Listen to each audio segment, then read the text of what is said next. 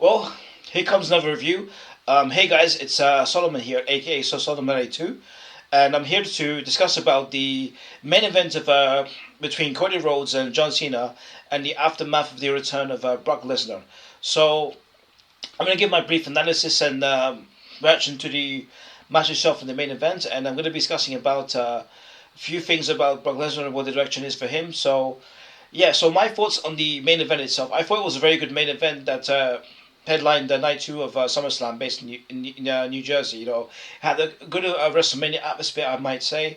In that instance, you know, in the way it started the match, it started very slowly. You know, they were doing like technical grapple holds. You know, like into the 5-10 minutes of the match. You know, they were going around. They were going all over the arena in the street fight. You know, there was one moment where they put each other through the tables. You know, that sort of instance. You know.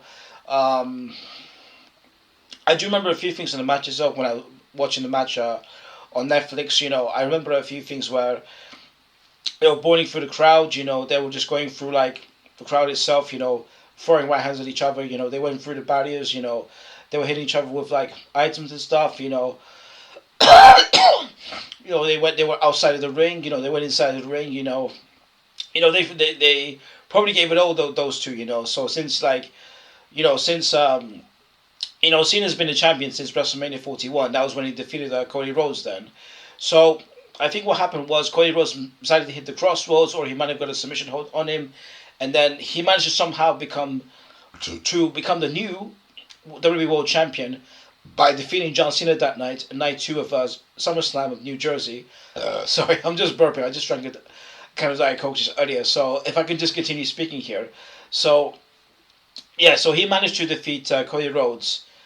I'm sorry, Cody Rhodes managed to defeat John Cena. I get a bit confused because I'm doing this review a bit late in that aspect, maybe 4 or 5 days late since it broadcasted. So yeah, so Cody Rhodes managed to defeat John Cena, and they looked at each other, stared at each other in the ring. They shook each other's hand for good sportsmanship, and then a few seconds later, John Cena was wandering around the ring, and then all of a sudden, well, here comes the pain.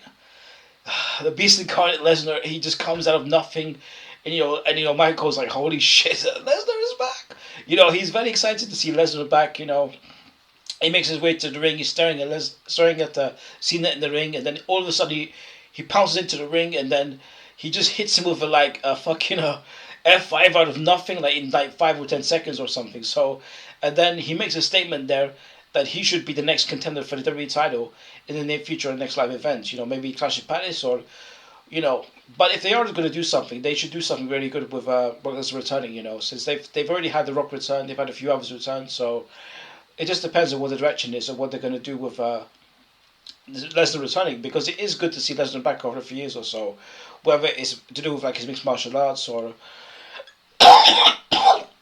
his career in his martial arts, or the stuff he does for Avengers about fishing, or stuff he does for outside purposes and stuff, fishing older southerner man, he's catching fish or whatever. I'm not sure about that. Or other things he does, like, he does like that. So it just depends on what his motive is, what they're going to do with him, or is going to have some element with Rock. I'm not sure about it, but we'll have to wait and see what the direction is with this huge humongous specimen, which is like I remember in 2014 SummerSlam when he defeated Cena in convincing fashion. So that was a convincing fashion return, I would say, in that regard. So all right, I'm going to leave my analysis there. I'm just going to end it there. So if you'd like to subscribe to my channel, it's www.sirsolomon90.